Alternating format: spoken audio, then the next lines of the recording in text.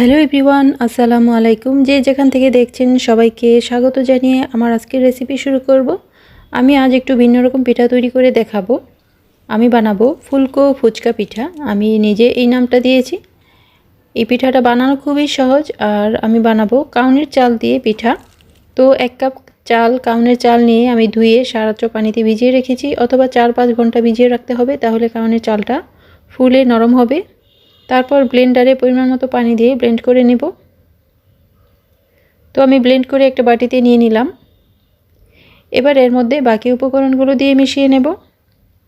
আধা কাপ দেব আটা অথবা ময়দা, আধা কাপ চালের গুঁড়া, লবণ সামান্য, খেজুরের গুড় দেব আধা কাপ।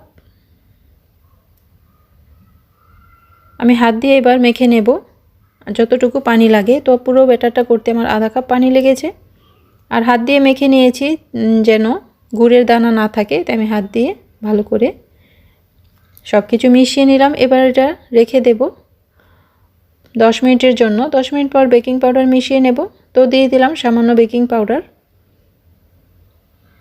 ভালো করে মিশিয়ে নেব যেন কোনো দানা না থাকে।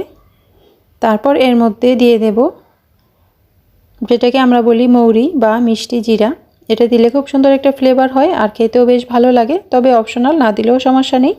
চুলায় তেল দিয়ে তেলটা যখন পুরোপুরি গরম হবে তখন ছোট ছোট করে দিয়ে দেব।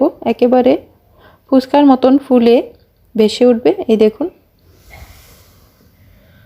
তো একইভাবে আমি সবগুলো বানিয়ে নেব। বানানো খুবই সহজ। এটা তেলে দেওয়ার সাথে সাথেই ফুলে তেলের উপর ভেসে উঠবে। তারপর এরকম লাল লাল হলে আমি নামিয়ে নিচ্ছি।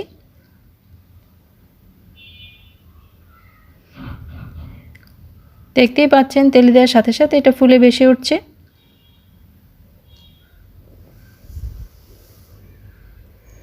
খুবই সহজ একটা পিঠা, আর খেতে বেশ মজা।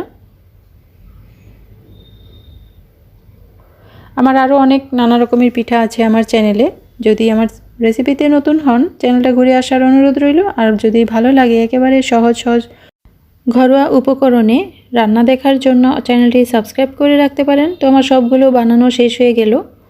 খুবই সুন্দর লাগছে আর ভীষণ মজা ছোট ছোট পিঠা। পুরো ভিডিওটা দেখার জন্য অনেক অনেক ধন্যবাদ। এটা উপরটা হবে ক্রিসপি আর ভিতরটা সফট। পরবর্তী রেসিপি দেখার আমন্ত্রণ জানিয়ে আজকের মতো বিদায় নেব। ভালো থাকবেন। আল্লাহ হাফেজ।